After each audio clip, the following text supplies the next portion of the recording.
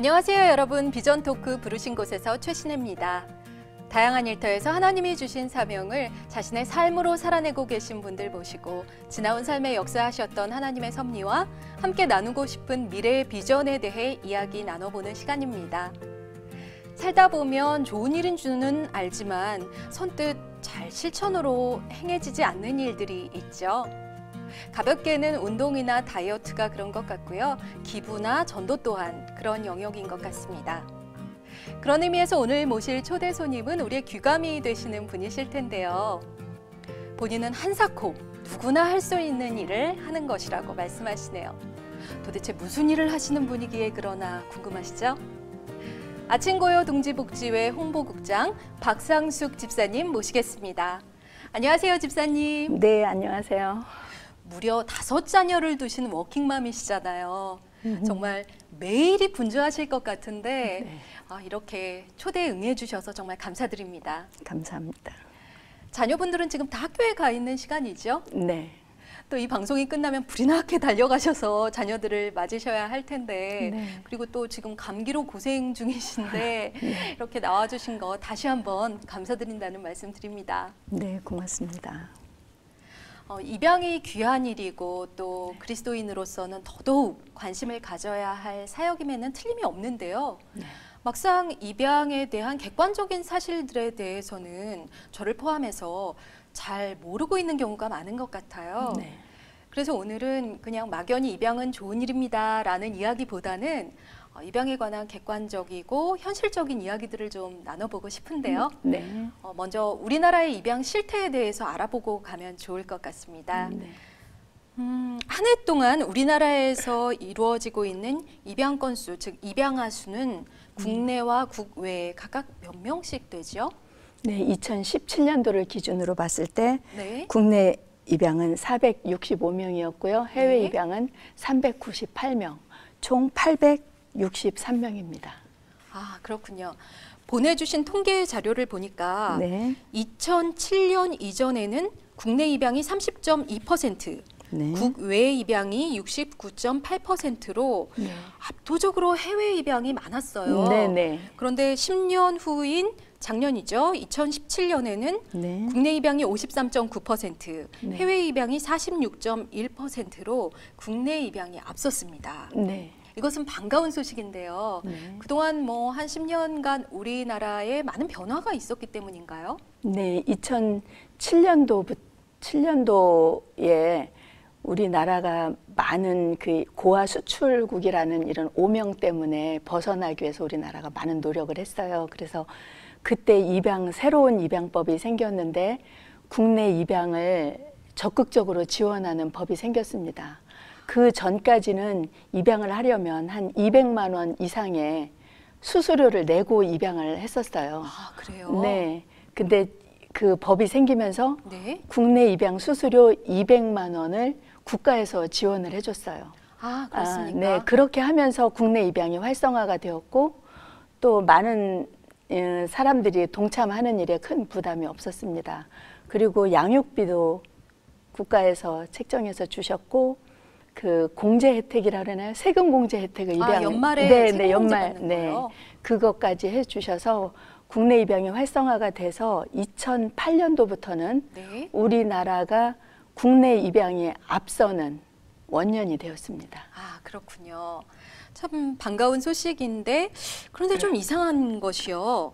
비율적으로는 국내 입양이 국외 입양을 앞서는데 네. 이 입양 건수를 보면 10년 전에는 1000명이 넘어가요. 네. 예, 근데 작년에 보면 국내 입양이 465명, 네. 국외 입양 398명, 도합 900명이 채 되질 않습니다. 네. 오히려 입양 건수는 훨씬 줄었어요. 네. 이건 어떻게 이해해야 할까요?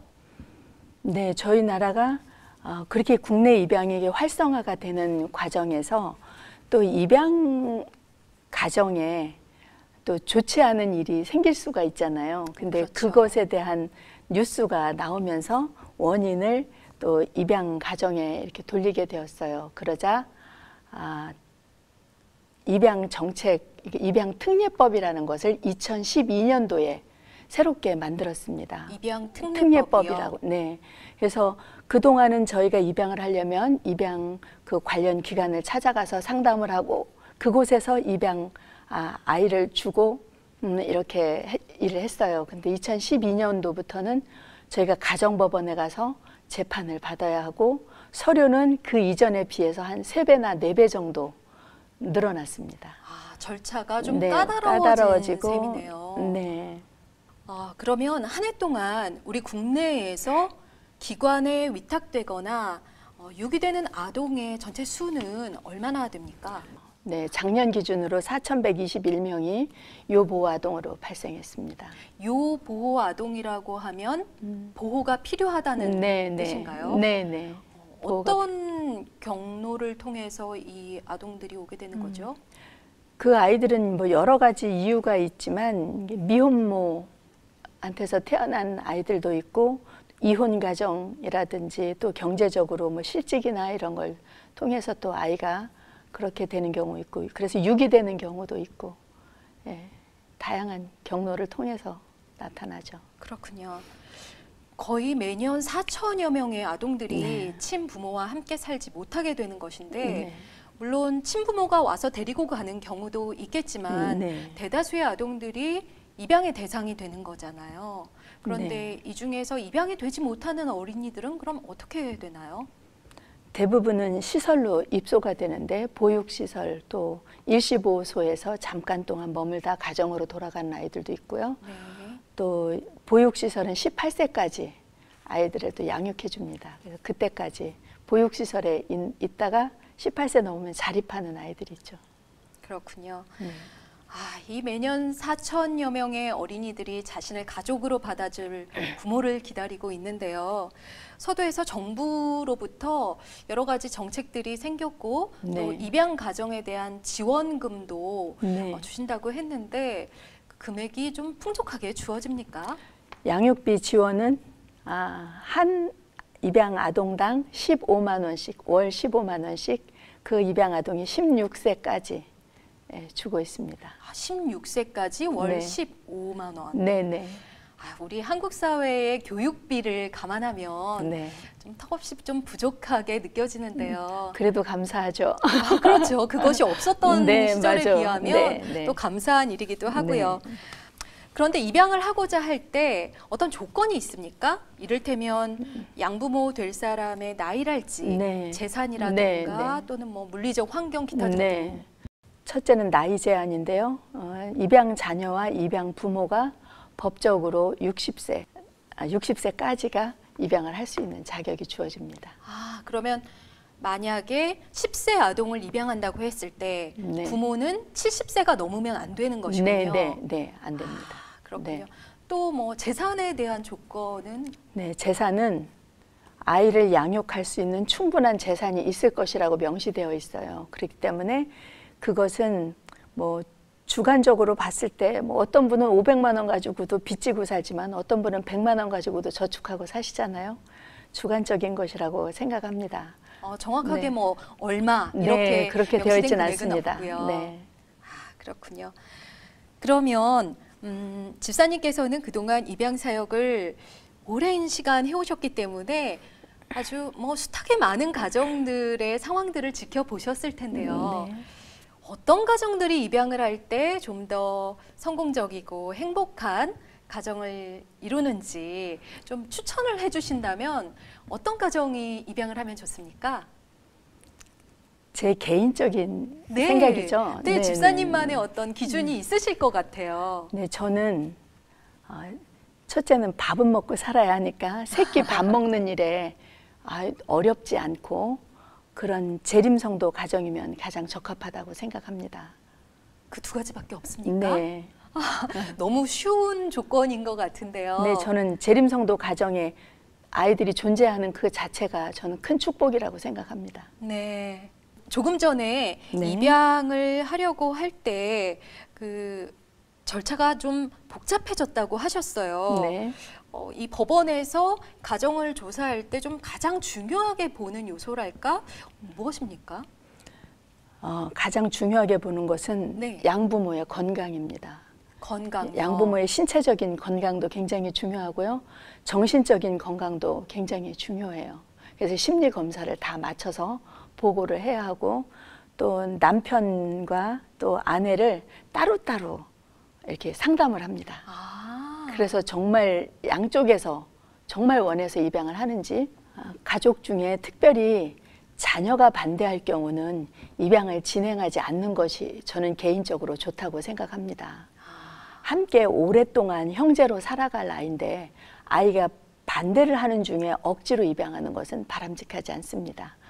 아이가 수긍을 하고 아이가 원할 때까지 기다려준다든지 그렇게 한 후에 입양을 진행하는 것이 바람직합니다. 뭐 애써서 설득을 해서 할 일은 아니군요. 네네.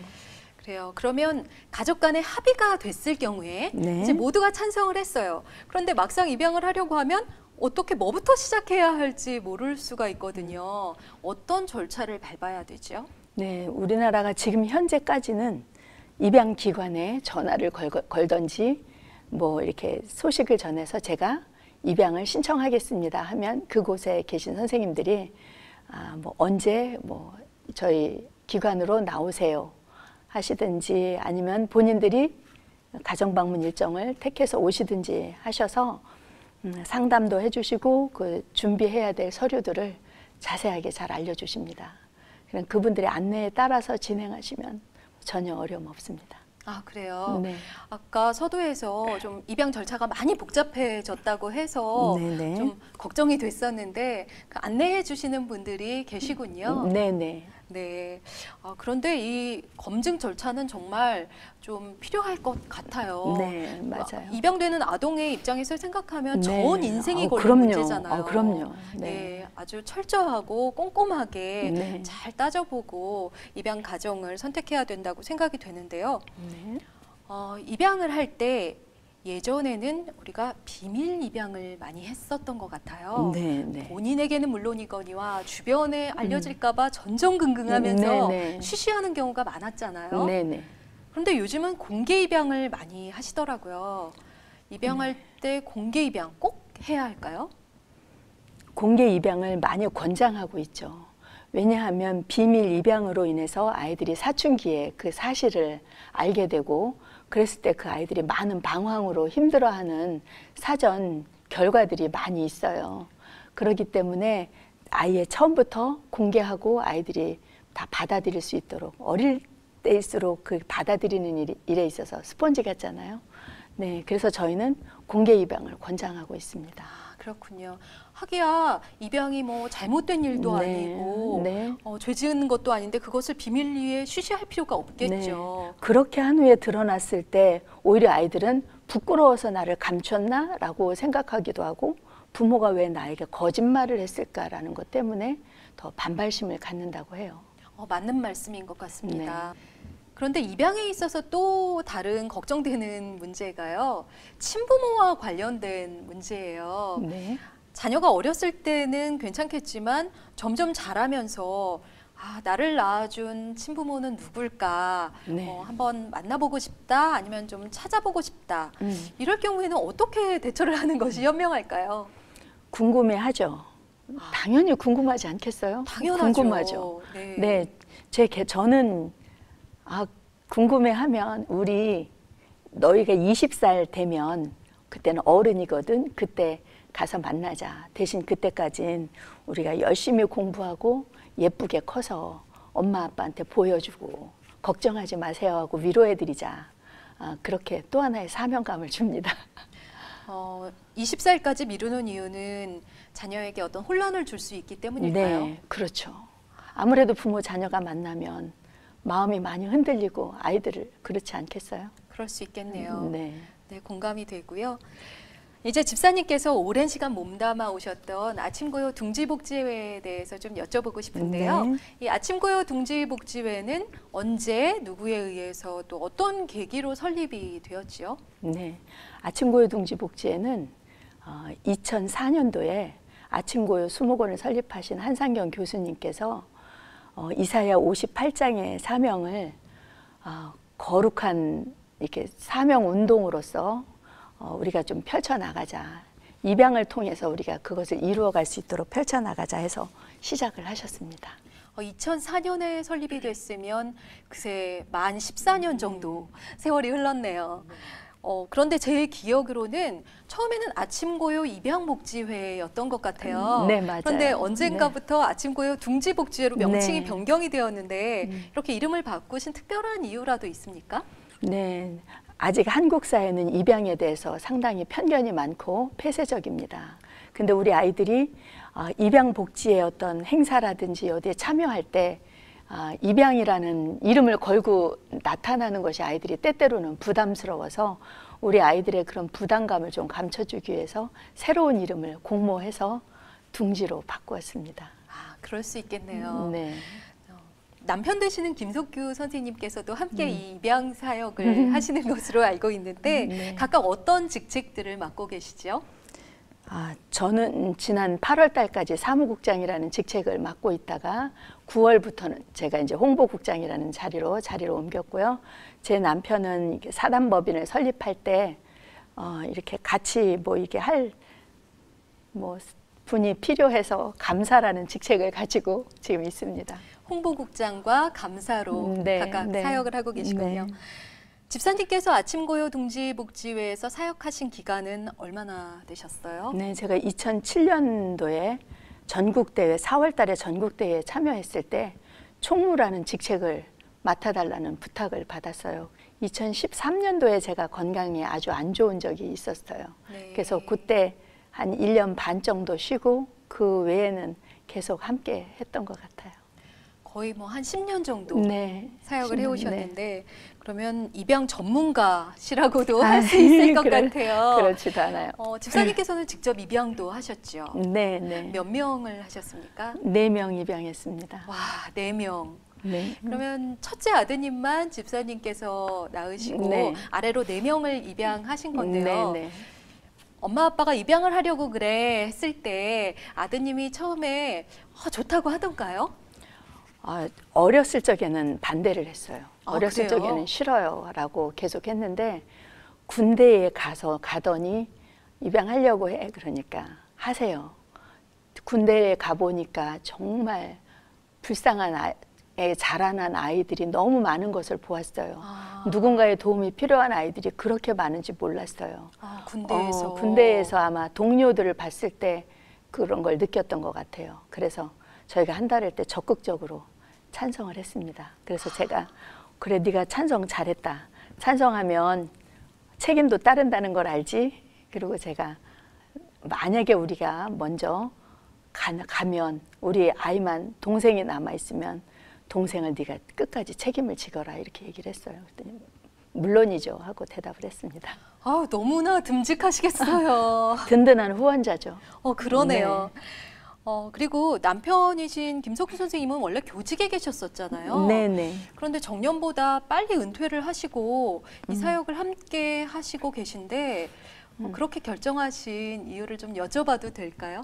첫째는 제가 이제 아이들 양육하고 또 가정에 많은 대소사가 이렇게 있었어요. 그래서 제가 이렇게 건강 상태가 이렇게 급속히 안 좋아진 그 기간이 있었는데 그 기간에 우리 아이들을 도시에서 양육하는 것보다 시골에서 양육하는 게 좋겠다. 그리고 저의 건강도 회복할 수 있고 그래서 그런 이유로 제가 시골에 들어가서 먼저 생활을 1년 했는데 1년 하다 보니까 시골은 머슴도 필요하고 돌쇠도 필요하더라고요. 근데 저 혼자서 아이들 양육하면서 너무 어려운 거예요. 그래서 제가 너무 힘들어하니까 우리 남편이 그러면 자기가 조기 은퇴를 하는 게 좋겠다라고 결정을 내리고 나서 이제 아이들과 같이 지내게 되었습니다. 결코 쉬운 결정은 아니셨을 것 같은데 아내와 자녀들을 위해서 그런 결정을 하셨군요. 존경스러운 아버지십니다. 입양이 좋은 일이라는 것은 믿지 않는 사람들도 다 잘 알고 있어요. 네. 그런데 특별히 우리 그리스도인들이 이 사역을 귀하게 여겨야 할 이유가 뭐라고 생각하십니까? 저는 모든 그리스도인들이 믿는 것은 성경이잖아요. 그죠? 성경을 근거로 해서 이렇게 신앙생활 하시잖아요. 그렇죠. 성경의 고아와 과부를 돌보는 것은 우리의 마땅한 의무이기 때문에 저는 당연히 그거로 인해서 해야 된다고 생각하고, 그리고 제가 입양을 하고 보니까 그 일로 인해서 많은 세상 사람들에게 빛이 되는 것을 알았어요. 저는 좀 전에 말씀하신 것처럼 하는 일도 없는데 그냥 착한 사람이 되어 있는 거예요. 그래서 아, 사람들이 이 일로 인해서 굉장히 좋아하는구나. 그래서 아, 세상에 빛이 되는구나 하는 것을 알았습니다. 나는 그냥 자녀를 키울 뿐인데 주변에서는 착한 사람이라고. 아, 그렇군요. 성경에도 그렇게 말씀하셨고 또 주변에 빛이 되는 일이기 때문에 그리스도인들이 적극적으로 해야 할 사역이다. 이 방송을 지금 보고 계신 분들 중에 그러면 내가 입양을 해야 되나 말아야 되나 고민하고 계신 분이 계시다면 어떤 말씀을 좀 해드릴 수 있을까요? 입양을 하시게 되면 일단은 엄청 행복해져요. 자기도 모르는 하여튼 굉장히 행복해지고 하나님께서 하시는 큰 일을 볼 수 있어요. 요단강을 건너고 홍해를 건너는 일이 이렇게 보여져요.